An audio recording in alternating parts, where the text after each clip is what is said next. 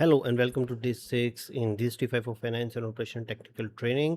My name is Ali Zayadi. I'm D365 for Finance and Operation Consultant. Before going to create tables, table relationships, then build or data entities, and then with the help of data entities, how data will be extracted, and then we go for a form creation on that. We want to explore one more concept that is called labels. Suppose we have our application has a multilingual. Suppose we are working in two areas, two regions. One reads Arabic and second reads or work in English.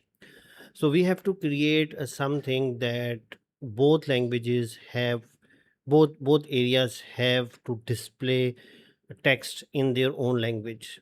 Text means that the labels, forms labels, menu labels, and the table fields labels, we have to go and create a label files. When we are going to create a label files, at the time we have to select multiple languages, and all then multiple files will be created, and on these files we have to create the same label number and mention their own name.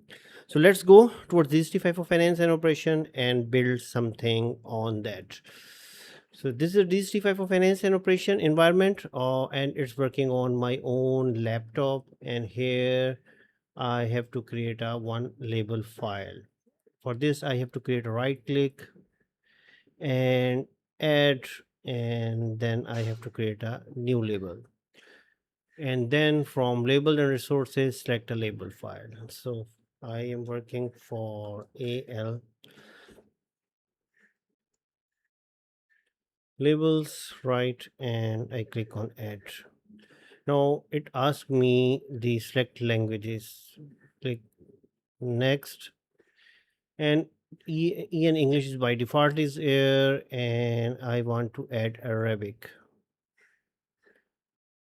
ar, and I here, and then I'm going to create a next. So it creates two label files, and let's see what will be created there. I create a new. You can see two files will be there. AL labels AR, and under there AR labels dot text and AL labels dot English dot label text. I click here, and here I create a new labels number. So I create AL labels 1, right, and I mention here something custom, and I copied the same label here, save it, and then I open the Arabic label.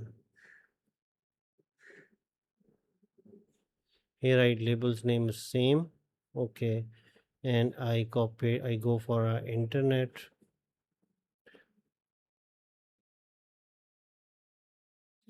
English to Arabic. Here I mention the customer number. Anyhow, what's right or wrong, it's I just want to. So in this way we can create a multiple labels, and in next video when I'm going to create a tables, two tables, and build relationship between them and how it will be related to other tables, standard tables, then I will show you how we can use labels there. The only point is the label IDs must be same. Label R label 1, R label.